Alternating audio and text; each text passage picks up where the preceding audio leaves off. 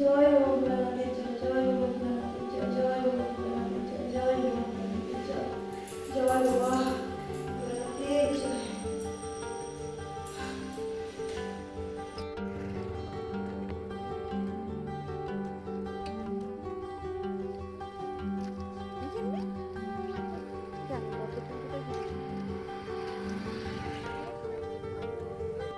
Hello বন্ধুরা, আমরা দুজনে দেখো আবার বিকেলবেলা সাজুগুজু করে একটু বেরিয়ে পড়েছি।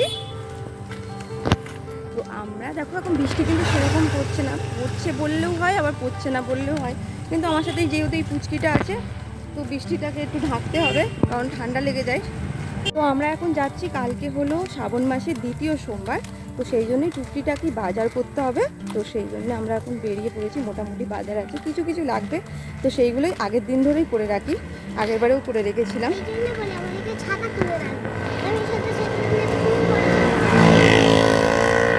এই টুকটিটাকে দিয়ে দিয়েছে এখন ছাতাটা।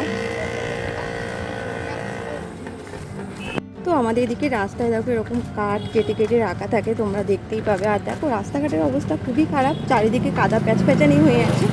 তার মধ্যে ওদিকে আবার একটা মধ্যিখানে জেসিবি দাঁড়িয়ে আছে, ওখানে খাল পরিষ্কার করার কাজ হচ্ছে। তো এখানের অবস্থা আরও খারাপ।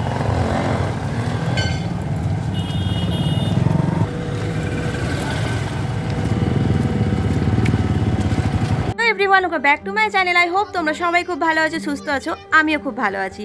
তো বিকেলবেলা আমি আর মাম্মা চলে এসেছি একটু বাজারে। তো আজকে দিনটা ছিল রবিবার, তো মিষ্টির দোকানে চলে এসেছি। এখন এখান থেকে নিয়ে নিচ্ছি একটু দই, সন্দেশ আর মিষ্টি। তারপরে চলে এসেছি দেখো ফলের দোকান থেকে, তো এখান থেকেও কিছু কিছু ফল নিয়ে নিয়েছি। তো ফলটা কেনার পরেই দেখো আমি এখন চলে এসেছি কসমেটিকের দোকানে। তো এখান থেকে নিয়ে নিচ্ছি একটু হেনা, তো অনেক দিন হয়ে গেল মাথায় হেনা করা হয়নি, আর হেনা না করলে চুলটা ঠিক সিল্কি টাইপের হয় না, তো সেই জন্য এখান থেকে 2 পাতা হেনা নিয়ে নিয়েছি। তো এখন বাড়ি যাওয়ার পথে দেখতে পেলাম ফুচকা বসেছে, আর ফুচকার ওই টক জলের গন্ধটা নাকে যেতেই ফুচকা খাওয়ার ইচ্ছাটা মনে জেগে গেল। তো মাম্মাকে জিজ্ঞেস করলাম তুই কি ফুচকা খাবি, ও বললো না খাবো না। তো আমি বললাম তাহলে তুই সাইডে দাঁড়িয়ে আমার একটু ভিডিওটা করে দে। আর এই যে আমি এখানে ফুচকা খাচ্ছি আর মাম্মা সাইডে দাঁড়িয়ে আমার ভিডিওটা করে দিল। তো মোটামুটি কেনাকাটা হয়ে গেছে, তো ফুচকাটা খেয়েই এবার বাড়ি যাওয়ার পালা। তো চলো বন্ধুরা দেখতে থাকো, আমার সঙ্গে থাকো।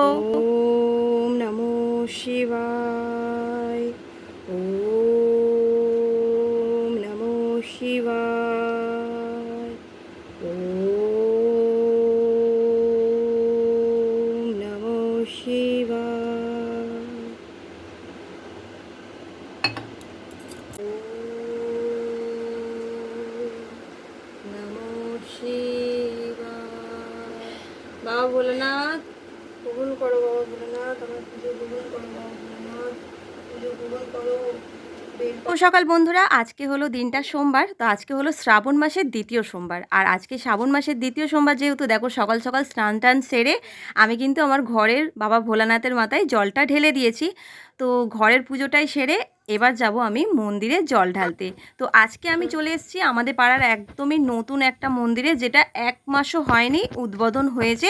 তো আজকে ভাবলাম আমি সেই মন্দিরেই যাব জল ঢালতে। আর মন্দিরটা কিন্তু বন্ধুরা খুব সুন্দর, তোমরা না দেখলে কিন্তু বিশ্বাস করবে না। তো তোমরা দেখতে থাকো আর আমার সঙ্গে থাকো, তোমরাও কিন্তু দেখতে পাবে। তো এখানে কিন্তু মা চণ্ডীর, যেখানে আমি তো ভিডিওতে দেখিয়েছিলাম তোমাদের অনেকবার, মা চণ্ডীর মন্দির আছে, তো সেখানেই হয়েছে মানে নতুন শিব মন্দির।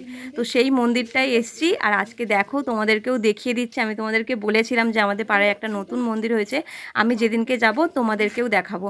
তো মন্দিরে এখন তালা আছে, আর তালা মানে চাবিটা আনতে আমাকে যেতে হবে ওই যে বাড়িটা দেখতে পাচ্ছ তোমরা, ওই সাদা আর লাল ওই বাড়িটা থেকে গিয়ে আমি এই মাঠটা পার হয়ে গিয়ে চাবি নিয়ে চলে এসেছি। তো পা ধুয়ে চলো মন্দিরের গেটটা খুলবো নিজের হাতে, আর নিজের হাতে মানে মন্দিরে আমি হয়তো আজকে প্রথম ঢুকবো, কারণ যেহেতু মন্দিরে চাবি লাগানো আছে, তো হয়তো এখনও পর্যন্ত কেউ জল ঢালতে আসেনি, আমিই চলে এসেছি। আর আমি একটু সকাল সকালে এসেছি, কারণ এখান থেকে গিয়ে আবার মাম্মাকে স্কুলে পাঠাতে হবে, ওর আজকে স্কুলও আছে, তো সেই জন্যে তাড়াতাড়ি করেই চলে এসেছি। আর এইটা হলো মায়ের প্রতিষ্ঠা করা পুকুর। তো সে বন্ধুরা আমি হাত পা ধুয়ে এখন দেখো বাবার গেটের চাবিটা খুলছি, আর আমি দেখো সেই সবুজ শাড়ি পরেই চলে এসেছি আজকেও বাবার মাথায় জল ঢালতে। তো নাকি শ্রাবণ মাসে সবুজ শাড়ি সবুজ চুড়ি পরতে হয়, তো চুড়ি তো আমি পরিনি, কিন্তু আমার কাছে এই একটাই সবুজ রঙের শাড়ি আছে। তো আমি ভেবেই নিয়েছি যে কটা শ্রাবণ মাসে সোমবার করতে পারবো এই শাড়িটা পরেই আমি জল ঢালবো। আমি একটু এসেছি দেখো আমাদের পাড়ার একদম নতুন মন্দিরে। মানে 1 মাসও হয়নি, হয়তো প্রতিষ্ঠা করা হয়েছে, এই মন্দিরটা উদ্বোধন করা হয়েছে, তো সেখানেই আমি জল ঢালতে এসেছি আজকে। আর আমার আজকেও কি সৌভাগ্য দেখো, আজকেও মন্দির পুরো ফাঁকা। বাবা মহাদেবের মাথায় আমি একা শান্তভাবে একদম মন ভরে বাবার মাথায় জল ঢালবো। বাবা মহাদেবের এবছর আমার উপরে অনেক কৃপা, অনেক, মানে এত কৃপা আমি মানে ভাবতে পারিনি স্বপ্নে। দেখো, জয় জয় বাবা ভোলানাথের জয়, জয় বাবা ভোলানাথের জয়, জয় বাবা ভোলানাথের জয়। বাবা জয়, বাবা গ্রহণ করো, বাবা বেলপত্র গ্রহণ করো, বাবা গ্রহণ করো, রুদ্র ফুল গ্রহণ করো, বাবা গ্রহণ করো, বাবা গ্রহণ করো, রুদ্র ফল গ্রহণ করো বাবা ভোলানাথ। তোমার চরণে 70 কোটি প্রণাম বাবা ভোলানাথ। হে বাবা ভোলানাথ, রক্ষা করো বাবা ভোলানাথ, গ্রহণ করো বাবা ভোলানাথ, গ্রহণ করো। জয় নামদেব, জয় বাবা নামদেবের জয়, গ্রহণ করো নামদেব, গ্রহণ করো, গ্রহণ করো নামদেব, গ্রহণ করো। জয় নন্দী মহারাজের জয়, জয় নন্দী মহারাজের জয়, জয় নন্দী মহারাজের জয়, জয় বাবা ভোলানাথের জয়, জয় বাবা ভোলানাথের জয়। বাবা বাবা গ্রহণ করো, গ্রহণ করো। স্টপ করে একটু নাই। জয় বাবা।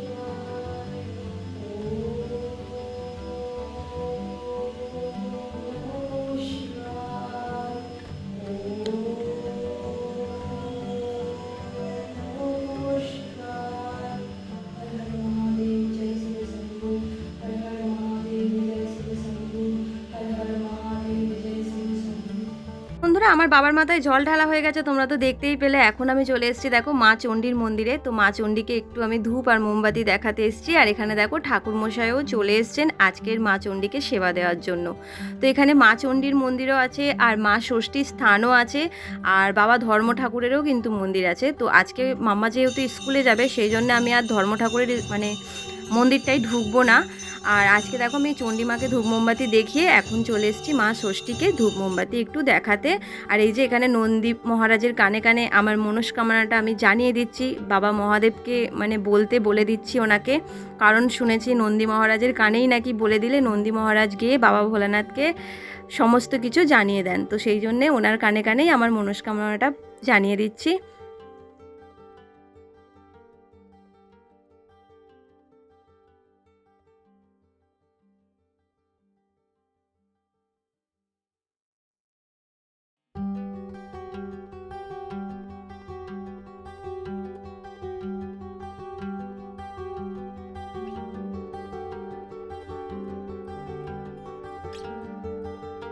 বন্ধুরা তোমরা তো দেখতেই পেলে শ্রাবণ মাসের দ্বিতীয় সোমবারেও আমি কত ভালোভাবে বাবার মাথায় জল ঢালতে পারলাম। এটা আমার এক প্রকার সৌভাগ্যই তোমরা বলতেই পারো।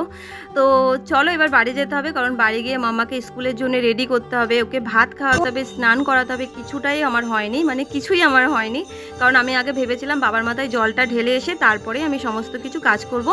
আর যেহেতু আমি মন্দিরের চাবিটা ওনাদের বাড়ি থেকে এনেছিলাম, আর ঠাকুরমশাইয়ের কাছে এখানে একটা চাবি আছে, সেই জন্য উনি বললো তালাটা আমাকে দিয়ে যাও, তুমি চাবিটা নিয়ে ওনাদের দিয়ে এসো। তো চলো বন্ধুরা, আজকের মতন ভিডিওটা এখানেই শেষ করছি। ভিডিওটা ভালো লাগলে লাইক শেয়ার সাবস্ক্রাইব সব কিছু করে দিও। সবাই ভালো থেকো, সুস্থ থেকো, আর আমার ভিডিও দেখতে থেকো।